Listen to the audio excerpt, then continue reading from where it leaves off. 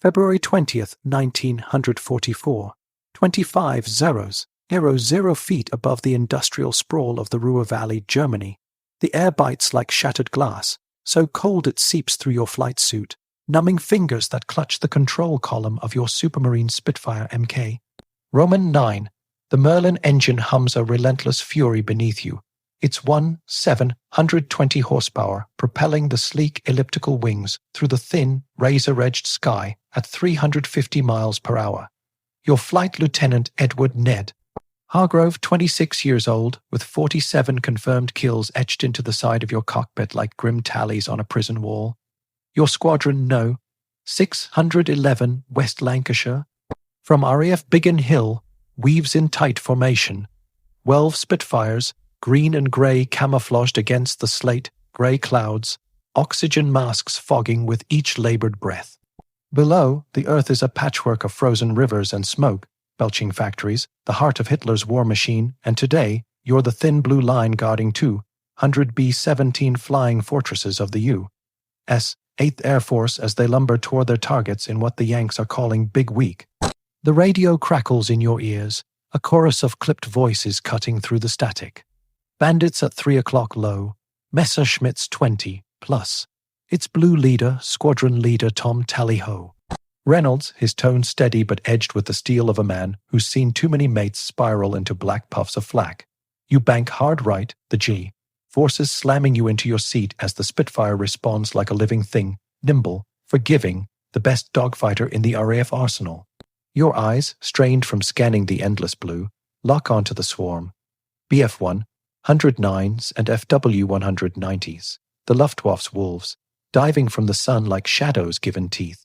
Tracers streak the sky in fiery arcs, and the fortress formation ahead tightens, their 50 caliber Brownings chattering back in a desperate symphony. You throttle up, the Merlin roaring as you close the gap, your 303 Browning machine guns armed and hungry.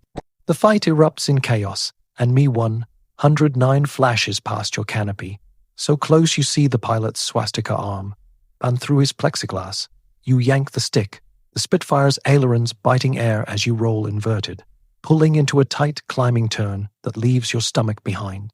Lead him into the sun, Ned, that's the drill. Your thumb flicks the gun button, and the Brownings hammer, brass links rattling in the cockpit as bullets chew into the German's wing root. He jinks left, trailing glycol smoke, but you're on him, the Spitfire's superior turn rate coiling you like a spring. Another burst, and his canopy shatters. He bails out, a tiny figure tumbling into the void, parachute blooming white against the grey. Splash one, you shout into the mic, adrenaline surging hot against the frost. Around you, the sky fractures, Spitfires twisting through the melee, fortresses shedding silver fragments from near, misses, the acrid tang of cordite seeping into your mask despite the seals. But glory is fleeting up here. 20 minutes in, and the fuel gauge needle twitches like a traitor. The Spitfire's curse, that exquisite design, born for channel scraps and blitz intercepts, but starved for the deep penetrations this war demands.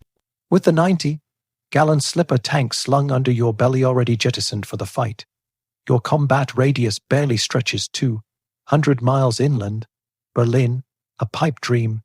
The Ruhr is pushing it, and now, with the bombers droning onward toward Cologne's marshalling yards, the inevitable call comes.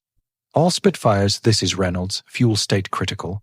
Rendezvous at Rally Point Alpha, Angels 20. We're peeling off. Your heart sinks like a dud bomb, peeling off, leaving the Yanks to the wolves. You glance ahead. The fortresses plod on, their contrails feathering the horizon, bellies full of 500 pounders destined to crack the Reich's spine. But without escorts, there'll be meat. You throttle back, the Merlin's song softening to a growl as you form up with the squadron. The Luftwaffe knows it too. Already, more bandits are circling, opportunistic crows scenting vulnerability. As you dive for the channel, engines straining against the headwind, the radio fills with the Yanks' plight. Bandits everywhere, forts going down. A B-17 explodes in your mirrors, a blooming orange flower that scatters debris like confetti from hell. 26 bombers lost that day, Hargrove. 26 crews, 260 men, chalked up to the range problem that's bled the 8th Air Force dry since Schweinfurt last fall. Your hands tremble on the stick, not from cold but rage. The Spitfire's a marvel, climbs like a rocket, turns on a sixpence, but it's a sprinter in a marathon war. You've nursed her across the North Sea on fumes before, ditched one off Dover with a bully-triddled wing, but this feels like surrender. Back at Biggin Hill, the debrief is a post-mortem in a Nissen hut reeking of damp wool and instant tea. Reynolds paces, his Me West life jacket still slung over one shoulder, face gaunt under the harsh bulb light. We got 8 confirmed, lads, but it cost us. The Yanks are screaming for penetration escorts, deep ones, to Berlin if need be. Spitfire's done her bit, but she's tapped out. You slump in a folding chair, peeling off oxygen gloves, the sting of defeat mixing with the phantom roar in your ears. Whispers circulate. The boffins at right field have something cooking. A Yank bird, the Mustang Merlin, powered now with drop tanks that promise 2-0, 0 miles of loiter time, propaganda or salvation. As rain lashes the runway outside, you stare at the squadron roster on the wall. Too many red lines through names, and wonder if it'll come soon enough. The air war's tipping Ned, but not yet. Not while your girls are grounded by gravity's greedy pull. March 15th, 1944. Dawn's pale smear over RAF Tangmere, Sussex, England. The wind off the channel carries the salt sting of impending rain, whipping across the grass dispersals where ground crews huddle in oil-stained overalls, breath clouding like ghosts around their thermos mugs. Your wing commander, James Jimmy Thatch. No, wait, that's the Yank legend.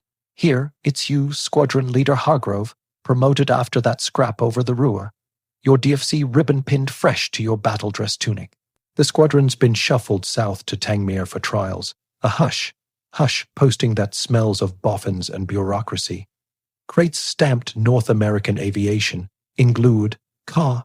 Glutter the hangar apron, splintered open by burly Irks with crowbars, revealing shapes under tarps that gleam like forbidden fruit.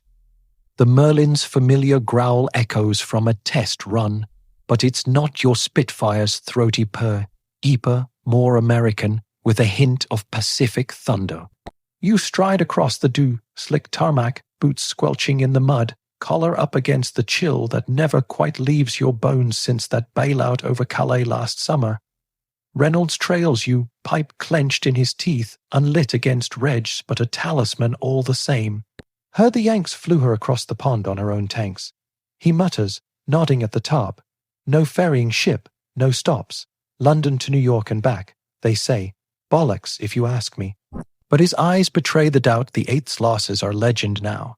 69 bombers to the Luftwaffe in one go over Berlin last month. Escorts bingo. Ing fuel before the real fight even starts. Tangmere's your proving ground today. No. 6. 111's earmarked for conversion. The first RAF wing to swap Spitfire Silk for this Yank interloper. The P-51 Mustang. You've pored over the specs in the ops room. Laminar, flow wings, 490 horses from a Packard, built Merlin, and those wing racks for 75. Galland paper drop tanks that promise a radius of 8. 150 miles combat, 2000 ferry. Numbers on paper, but up there, that's where gods and fools are sorted. The top whips away with a flourish from Group Captain Paddy. Finucane's standard, Finucane's gone west over France, another tally. And there she is, Mustang Ig 345, silver, bellied with invasion stripes slashing her flanks in black and white, RAF roundels bold on the wings. She's longer in the nose than the P-40s you've scrapped with. A razorback spine sloping to a Malcolm hood that promises better rearward view than your Spitfire's fishbowl. The 450 caliber Brownings wink from under the leading edges, heavier punch than your 303s, and those radiators tucked into the wing roots like secrets. You run a gloved hand along the cowling, feeling the heat from her idling engine, the Allison's successor purring smooth. She's a looker, Ned, says your wingman, flying officer Slick Harlan, a Canadian with a drawl from too many Hollywood flicks. But can she turn? Or is she just a straight line hauler for the Yanks bus drivers? The handover's brisk. An American tech sergeant from the 354th Fighter Group, chewing gum like it's a ration, briefs you on the quirks. Drop tanks first, press the button, they go poof without a hitch. Trim her light on the nose, she'll hunt like a bitch in heat. And range, hell, boys, you could fly to Berlin, paint Hitler's privy, and have gas for tea on the way back. Laughter ripples through the crew, but it's nervous, the kind that masks the ache of leaving your old girls behind. The Spitfire's been your lover, forgiving in the stall, deadly in the scissors. But she's a channel cat, not a Reich raider. You climb the wing step, the metal flexing under your weight, and settle into the cockpit. It's roomier than the Spit, pedals adjustable, stick firm in the left hand, with that British spade grip grafted on. The instruments cluster familiar. Boost gauge, RPM, airspeed in knots. But the fuel selectors, main, wing, fuselage aux, stare back like a puzzle box. You fire her up proper, the Merlin coughing to life with a belch of blue smoke, then settling into a symphony that vibrates through the seat like a heartbeat. Taxiing out, the tail drags low. Prop strikes a worry on rough fields, but Tangmir's concrete runway gleams wet under the rising sun. You ease the throttle, brakes groaning as she swings ponderous, not the Spitfire's feather, light pivot. Airborne at 120 knots, lighter than expected, climbing out over the Sussex Downs where sheep scatter like flak bursts. The initial climb's brisk 3,000 feet a minute, but it's the straight and level where she whispers promises. You level at 10,000, arrow 0, trim neutral, and engage the wing tanks. Fuel flow steady, no burble, no imbalance. Tangmere Tower Mustang 3, 4, 5, testing range config heading 090. The voice in your headset crackles affirmative, and you point her nose east toward the dawn. Let's see, imagining the right beyond. 30 minutes ticks by, then 40. The gauge sips, not gulps. Slick's voice cuts in from his own bird. Christ, Ned, she's drinking like a camel. My Spit would be nursing vapors by now. You bank north, skirting the balloon barrage over Portsmouth. The Mustang slicing clean, no Dutch roll. The laminar wings shedding turbulence like water off oiled silk. By noon, you're back, greased on with a sigh from the undercarriage, the ground crew swarming with chocks and rags. Debrief in the same damp hut, but the tea tastes like victory now. She flies like a dream. You tell Reynolds, sketching arcs on a napkin, Berlin round trip, 100 miles, loiter time over target, 2 hours. Drop tanks jettison clean, guns harmonize at 250 yards, and the speed 400 indicated clean, she'll run with the fort's no sweat. The room buzzes, words spreading to the Yanks at Debden, where the 357 TH is already blooding Mustangs in the red tails of the Tuskegee boys. But it's the range that hits like a revelation.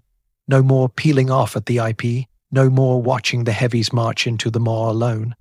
This bird could escort to the Urals if asked, her external tanks turning the 8th daylight doctrine from suicide to scalpel.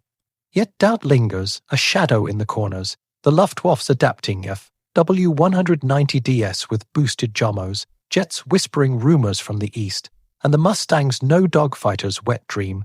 Her turns wider than the Spit's, stall sharper if you push the nose down. She's a tool, lads, Reynolds says, stubbing his pipe, for the big show. But remember Schwein, Vertrange without teeth is just a longer grave. You nod, staring out at AG3, 145, as rain begins to patter the panes, her silver skin beading like tears. Trials continue tomorrow, mock intercepts, formation flying. But in your gut, Ned, you know it.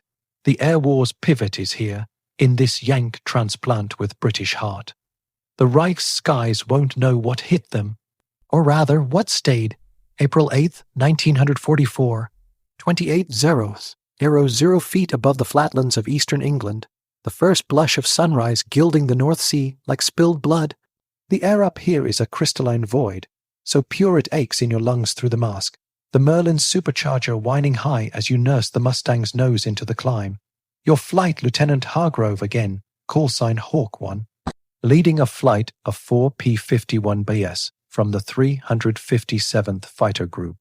Borrowed Yanks for the shakedown, but your squadron's hearts beat in these silver steeds now.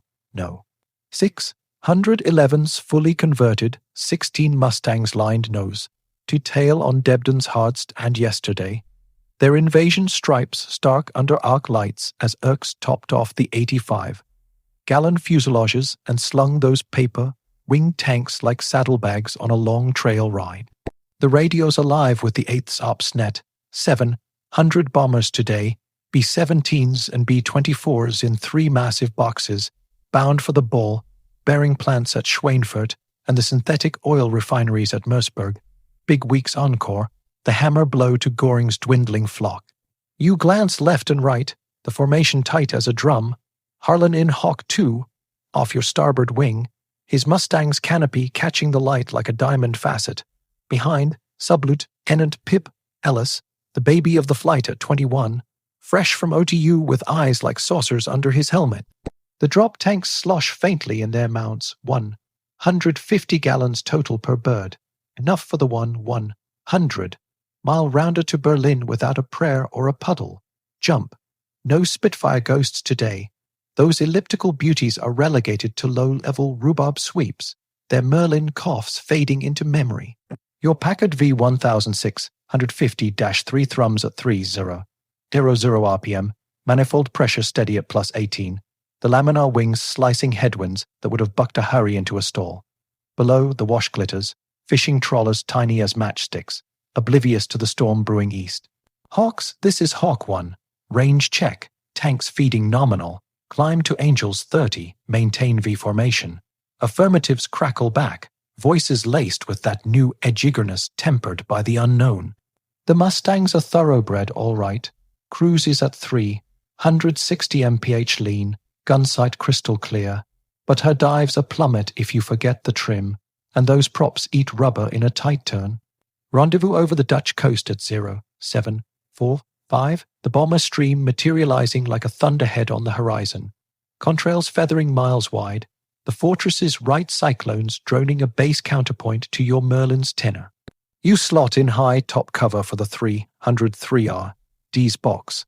The lead ships, Hell's Angels and Nose Art, winking as their waist gunners wave gloved fists. No peeling off today. The Mustang's legs stretch to the Elbe, and beyond, loiter time baked in. As you cross into enemy airspace, flak blooms distant over Amsterdam, black umbrellas popping lazy, undershooting the heavies by thousands of feet. The Luftwaffe's awake, though. Radar pips flicker on your scopes, ghosts in the machine. Bandits 11 o'clock high, 1.5s, Aero plus 190s. It's Harlan, his tone jumping an octave. You ease the throttle. The Mustang surging forward like a greyhound, slipped from the leash, drop tanks, still feeding sweet. The formation scatters into pairs, you and Harlan rolling into a loose thatch weave. Defensive scissors, but with teeth now, those. 50s packing 400 rounds apiece. The first pass is a blur of silver and black, 4 FW 190 as long, nosed Doras with yellow noses, stooping from the cirrus like falcons on pigeons. They ignore the Mustangs at first, old habits, trained on P-47 thuds that gasped short of the Ruhr, but you don't give them the luxury. Brake left, brake, you bark, yanking the stick as the lead Dora's 20mm cannons flash. Tracers whip past your canopy, close enough to rattle the frame, but the Mustang's roll rate, faster than the Spit in the dive, coils you inside his turn. You fire a deflection burst, the Brownings recoil thumping your shoulder like a boxer's jab, stitching the German's canopy with glowing bees. He jinks hard, shedding speed, but you're inside now, the Mustang's low wing drag turning the corner like it's on rails. Another squeeze. Smoke erupts from his engine, oil feathering his prop. He rolls belly up, flames licking the cowl as he spirals for the deck. Splash one Dora. Ellis whoops from below, his guns adding punctuation as he claims a wingman. The skirmish lasts 5 minutes, frantic geometry in the blue. Mustangs twisting through the melee, bombers plodding phlegmatic, gunners chatter a constant underscore. 2 bandits down, the rest egressing east, tails between legs, rattled by the escorts that didn't blink out. Pressing on, the Ruhr slides under like a blackened scar. Dortmund's marshalling yards already smouldering from yesterday's paste. Flak thickens here, 88s reaching up with venom. shells bursting in lazy spheres that pepper your bird with shrapnel dings, harmless pings on the armor plate behind your head, but the fuel a metronome of calm. Gauge reads 60%, tanks balanced, the orcs feeding without burble even in the mild turbulence. You key the mic for the bombers. This is Hawk Flight. We're with you to the IP and beyond. Stay the course, boys. A Yankee voice crackles back, thick with Brooklyn. God bless you limey bastards. Thought we'd be orphans again. Laughter in the cockpit, rare as sun in February, but it fades as Berlin looms the big city, heart of the beast, its spires pricking the haze 400 miles inland.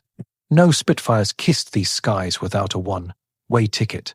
Your old MK, Roman 9 would be a glider by option, but the Mustang, she's purring, sipping Avgas like fine scotch, her range turning the impossible into routine.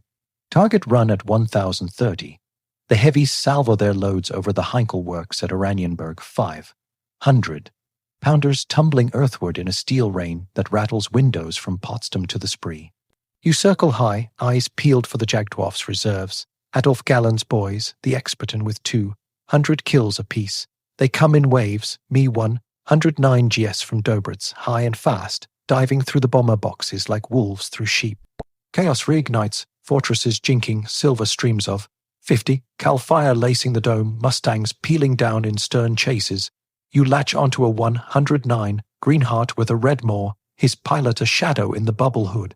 He breaks for the deck, but you match him, the Mustang's dive breaks implicit in her lines. No porpoising, just pure acceleration to 500 mph. Your burst rakes his tail, empennage shredding like paper. He bails at 5000 feet, shoot fouling in the slipstream before blooming late. Confirmed kill, Hawk 1. Ground control chimes in later, but up here it's visceral. The acrid whiff of your own gunsmoke, the empty links rattling aft. The squadron tallies 5 by egress, loss is nil, the bombers. Just 8 down, a miracle after Schweinfurt's slaughter. The return legs a revelation, the sun arcing west as you ford the Rhine, drop tanks jettisoned clean over the Low Countries. Press the button, and they tumble away, empty husks parachuting slow to avoid flak magnets. Fuel at 25%, plenty for tea and a beer back at Debden. Harlan's voice hoarse. Ned, she flew to bloody Berlin and back. My Spit couldn't make Ipswich without hiccups. You chuckle, banking for home, the Mustang's controls light as a feather despite the fatigue gnawing your shoulders. Over the channel, the debrief waits. Photos of bomb damage, claims verified. The inevitable query from Intel. Range actual. 2 hours loiter, 100 miles round, no sweat. Word spreads like wildfire through the 8th. The RAF gone deep, and the Yanks are next. Galland fumes in his Berlin bunker, reports of unbeglimpft escorts. Unescorted no more, chipping at the Luftwaffe's morale. For you, Hargrove, it's absolution. The sky's no longer a noose, but a highway. The Reich's veil is torn, and the Mustangs are the blade. But deeper strikes beckon, Regensburg Ploesty whispers. The war's long game has a new stride. May 12, 1944. The dim-lit war room of Fliegerfuhrer West, a converted chateau on the outskirts of Paris, its oak, panelled walls hung with maps scarred by pinpricks and grease pencil arcs. The air hangs heavy with Gaulois smoke, and the faint, bitter tang of ersatz coffee. Brewed from chicory roots, scavenged from the French countryside. You're not Hargrove here, no, slip into the boots of Oberst Adolf Galland, 32 years old, cigar clamped between teeth yellowed by endless nights, your Iron Cross first class dangling from a uniform frayed at the cuffs. General der Jagdflieger, inspector of fighters, the Luftwaffe's wolf in sheep's pelt, but tonight the wolf's hackles are down. Before you sprawls a trestle table littered with teletypes from JG2 and JG26. Richthofen's old circus, now shadows of their blitzkrieg glory, reporting the latest butcher's bill from yesterday's maelstrom over the Ruhr. 47 fighters lost, 28 pilots dead or captured, for a paltry 12 B-17s claimed. Your adjutant, a sallow-faced Hauptmann named Roll with a glass eye from Stalingrad, slides a fresh intercept across. RAF Mustangs, 16 of them, escorting the 91st Bomb Group's heavies all the way to Kassel and back. guns cold until the outbound leg. Unbeglimpft, the report sneers. Unescorted bombers, a lie that's crumbling like the Reich's eastern front. You stub out the cigar in a saucer of cold dregs, the ember hissing like a curse. The room's other ghosts stir. Werner Mulder's portrait on the wall, eyes accusing from under his peaked cap. Below, your deputy, nursing a bandaged arm from a flak splinter over Oschersleben. They're everywhere now, Adolf. Below mutters, voice gravel from shouting orders into a dead radio. Those silver P-51's American airframe, British engine, range like a condor, speed to match our Doras. My Grupp tangled with them over Brunswick. We bounced them at 30-0, but they didn't run, stayed and fought, then vanished east again. You nod, tracing a finger along the map's blue Thames-arrowed Ebden, the Yanks' nest, now a horn, its hive of Mustangs, 200 strong and growing. Yesterday's fight replayed in your mind's eye. Your boys stooping from the sun, 20 MMS barking, expecting the escorts to scatter like P-47s at bingo fuel. But no, the Mustangs rolled into the merge, 50. Caliber streams converging like fate's own scythe, their pilots veterans of the Pacific or the Eagle squadrons, turning tighter than doctrine allowed. One of yours, a lieutenant with 80 kills, shredded in a head, on pass. Another limped home leaking oil, pilot white, faced, babbling of Geisteregger ghost fighters that wouldn't die. Pacing to the window, rain. Lashed panes framing the blackout. Curtained courtyard where me 109s huddle under tarps. You light another stogie, the flame guttering in the draft. The numbers mark you. Since February, the 8th's daylight raids have cost the Jagdwurf 200 aircraft, fuel shortages grounding half your squadrons while the Allies churn out Mustangs like sausages. North Americans in Glued plants spitting 300 a month. Packards in Detroit mullining them with liquid, cooled precision. Goring's decree rings hollow now. If one single enemy bomber passes over the Ruhr, my head is on the block. Bombers pass daily in armadas of 1-0-0-0, their northern sights plotting patterns of ruin on your synthetic rubber plants, ball-bearing forges, the very sinews of the V2 dream, and the escorts, your vaunted umbrella. Tactic, mast intercepts at the frontier, fails against legs that stretch to the Oder. A captured Yank pilot, debriefed last week, spilled it plain, dropped tanks, paper, thin and jettisonable, turning a 300-mile fighter into a 1000-mile scourge. No wonder your aces are thinning. Mulder's gone, Nowotny testing jets that won't scale up.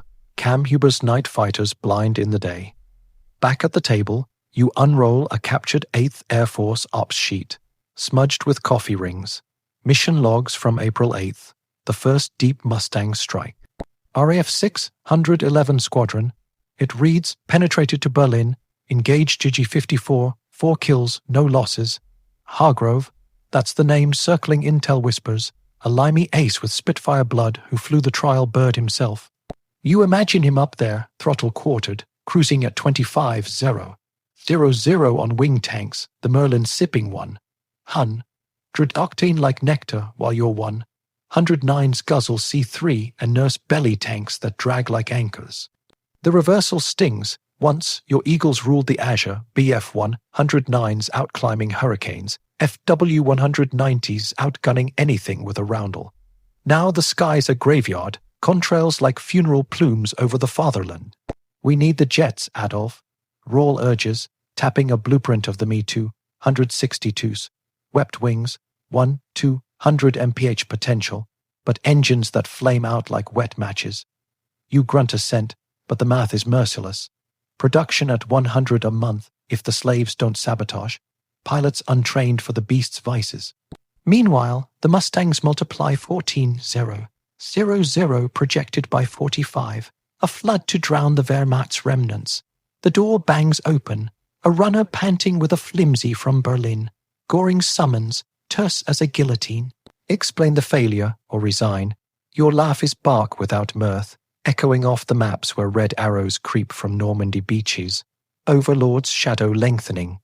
Below clasps your shoulder, his grip iron. Fight smart, not brave. Ambush the escorts outbound when tanks are light. Draw them low over flak towers. Sound counsel, but your gut knows the tide's turned. Yesterday's raid, 108 bombers, 754 fighters escorting, losses to the heavies just 12. A fraction of Schweinfurt's Black Thursday, when 60 forts fell to your guns alone. The Mustangs did that, stayed the course, broke up your staffs, sent your greenhorns scattering. You crushed the intercept in your fist, the paper crumpling like a chute that won't open. Get the Gruppe Kommandura on the line. You order, voice steel over weariness. New rosters, veterans lead fuel priority to the long-nosed Doris, and pray for weather, clouds to hide in, storms to ground the Yanks. But prayers for chaplains, you're a fighter and the fight's shifting underfoot. Outside, thunder rumbles distant, masking the drone of a lone reconnaissance spit, low and fast, mapping your fields for tomorrow's anvil. Galland, you think, staring into the night, the Reich's blue is fading to grey. The Mustangs aren't just planes. They're the arithmetic of defeat, range incarnate, turning your defensive web to tatters. Hargrove and his ilk circle like vultures now, bellies full, guns hot. One more push, days on the wind, and then capitulation in the cockpit, perhaps, or a defiant last stand over the Rhine. But tonight, in this chateau that reeks of faded empire, the shock settles. The RAF short, legged knights have traded for destriers, and the dragon's hoard lies bare. The air war tips, irreversible, toward dawn's merciless light. August 15th, 1944. 30 zeros. Aero 0 feet above the sun. Baked patchwork of Normandy's bocage. The air thick with the ozone tang of summer thunderheads building over the Seine. You're back in the saddle, Flight Lieutenant Hargrove, Hawk 1 no more, but now a weathered squadron leader with 78 kills notched on your Mustang's prop boss. The Dassault bar added after that Plosty sweep where you nursed a flak. Hold bird across the Carpathians on one tank. No, 611's a Mustang wing now, 48 P-51 DS under your command. Bubble, topped CS giving way to the low. Back DS with K-14 gyrosites that compute leads like a bombing computer. Their silver fuselages scarred with invasion stripes faded by channel spray and right gunpowder. The squadrons scattered across liberated fields, forward bases at Saint, Quos, Mer, where C-47s kick up dust on steel, mesh runways, and rearward at Radon, the old Spitfire pads now humming with Packard Merlins at idle. Today's the big push. Operation Cobra's air umbrella, 100 heavies and lights hammering the V-1 sights at Abbeville and the Falaise pockets escape routes. Mortaine's crossroads choked with burning panzers from yesterday's maelstrom. But for you it's personal. The Reich's on the ropes, Paris liberated last week. But the Luftwaffe's death throes demand one last accounting. You roll out with 12 birds, tanks full to 108, Galland wing jobs and the 85, Galland fuselage press, a cocktail of 100/130 Avgas that lets you loiter 4 hours over target without a whisper of range anxiety.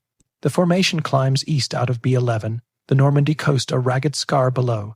Mulberry Harbour's still listing from storms, the artificial reefs of sunken rhino ferries glinting like dragon teeth. Harlan's your wingman again, his demodeled Ding Hao, splashed with a sharkmouth from his flying tiger's days, voice crackling over the R/T. Ned, look at this spread, old 6. 111 couldn't cover Folkestone, let alone Falaise. We're gods up here. You grunt agreement, the Mustangs controls butter, smooth at cruise, 250 mph indicated, prop synced at 400, supercharger on auto feeding cool air to the intercooler. No more nursing fumes over the Ruhr. These birds are bred for the marathon, they're drop tanks, now metal for the long hauls, jettisoning with a puff of vapor that doesn't even ripple the trim. Below, typhoons scream low on tank, busting runs, rockets blooming fireballs amid SS columns, but up high, it's your domain. Top cover for the 384 TH's B-17s, their Triangle J, tails wagging as they marshal over the channel. Crossing the lines at 0900, the front's a boiling front, its allied armor grinding south, jerry pockets spitting 88s from hedgerows. the earth a quilt of shell craters and burning hayricks. Flak sporadic here, 20 tracers arcing lazy from mobile batteries, but the Mustangs goes through, altitude staggered. You at Angels 30, Ellis's flight at 25, a layered net no bend it can punch. The radio hums with the 8th net. Bogies 2 o'clock load. 2109s scrambling from charters. Your pulse quickens, the old thrill coiling in your gut like pre-takeoff jitters. Hawks, pairs off. Weapons tight till merge. Stay with the heavies. The squadron fans out. Merlins barking as you dive to meet them, not stooping like the Jerrys, but bracketing, using the Mustang's legs to bounce from the flanks. The 109s are G-14, high-altitude jobs with pressurized cockpits, but fuel. Starved, bellies light without drop tanks to match your reach. They hit the bombers hard, cannons flashing as a fortress sheds an outboard, spiraling in a corkscrew of silver rivets. But you're there, rolling into the furball, the K-14 gyro whirring leads 50 mils, 20 degrees deflection, and your 50's thunder 6 seconds bursts chewing enemy's wing off at the root. He cartwheels, debris peppering Harlan's canopy. Your wingman claims the wingman with a stern chase, the Germans prop feathering as he bails over French wheat. The dogfight sprawls 20 miles wide, a ballet of death at 400 mph. Mustangs scissoring through the melee, their roll rates outpacing the 109's ailerons. Dives pulling 6 GS without flutter thanks to those dive recovery flaps. You break off a tail chase to cover Ellis, the kids pinned by a veteran, yellow-nosed ace from JG-53. His bursts stitching holes in Pip's tail feathers.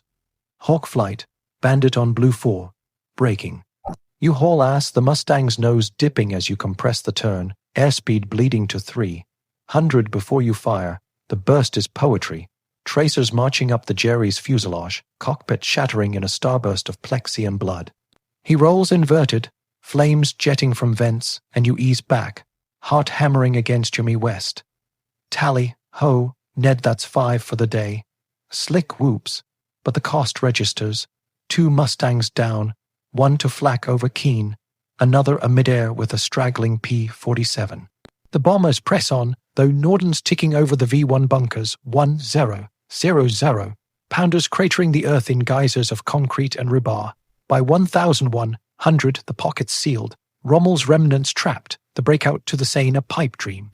Egress is textbook, reform at Rally Point Victor, tanks jettisoned clean over friendly lines, no more dragging dead weight for some desperate bounce. Fuel at 40%, the gauges mocking the Spitfire's old spectre. Over the invasion beaches, you waggle wings for the ground.